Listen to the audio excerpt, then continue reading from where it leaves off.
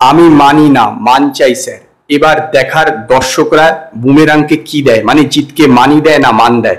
সত্যি কথা বলতে গেলে কি সিনেমাটা হলে গিয়ে দেখতে হবে, বড় পর্দায় দেখার সিনেমা, সপরিবারই দেখবার মতো উপভোগ্য সিনেমা হতে চলেছে বুমেরাং। বুমেরাংয়ের ট্রেলারটা আজকে দেখলাম, এক কথায় অনবদ্য ট্রেলার করেছে। বহুদিন পর এরকম একটা কমেডি সিনেমা বাংলাতে নিয়ে আসছে জিৎ।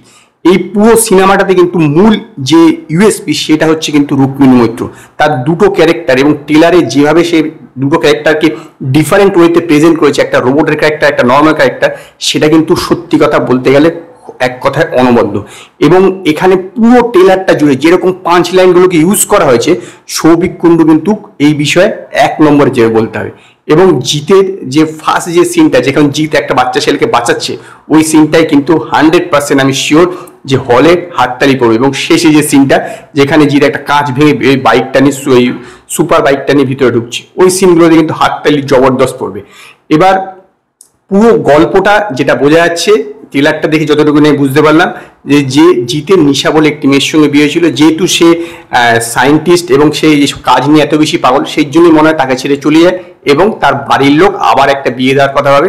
কিন্তু সে একটি রোবটকে তার মতন বানিয়ে তার সঙ্গে বিয়ে করে। এবং তারপরে যখন এই যে তার বউ, মানে জিতের বউ যখন এটা জানতে পারে, সে যখন বাড়িতে ফিরে আসে, তারপরেই সে ক্যাওয়াসটা ক্রিয়েট হয়।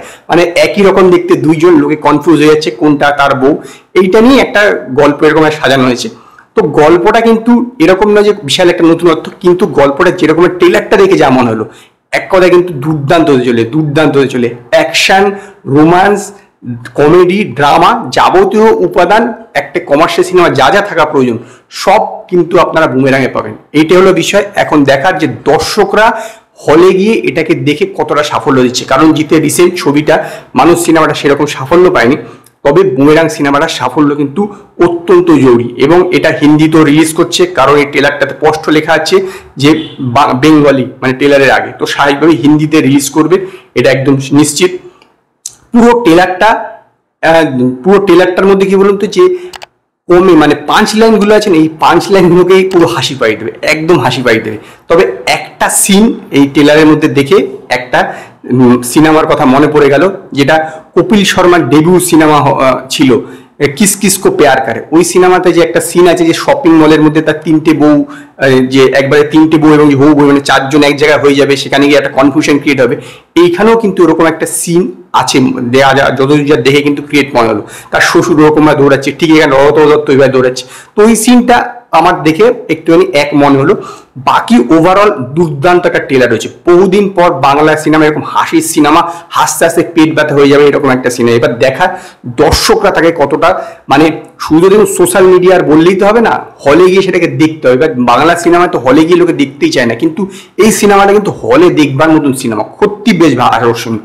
মানছি যে কিছুদিন আগে রোবটের একটা সিনেমা হয়ে গেছে হিন্দিতে, কিন্তু এইটা কিন্তু তার থেকে কমপ্লিটলি ডিফারেন্ট জিনিস, কমপ্লিটলি ডিফারেন্ট স্টোরি, স্পষ্ট বোঝা যাচ্ছে।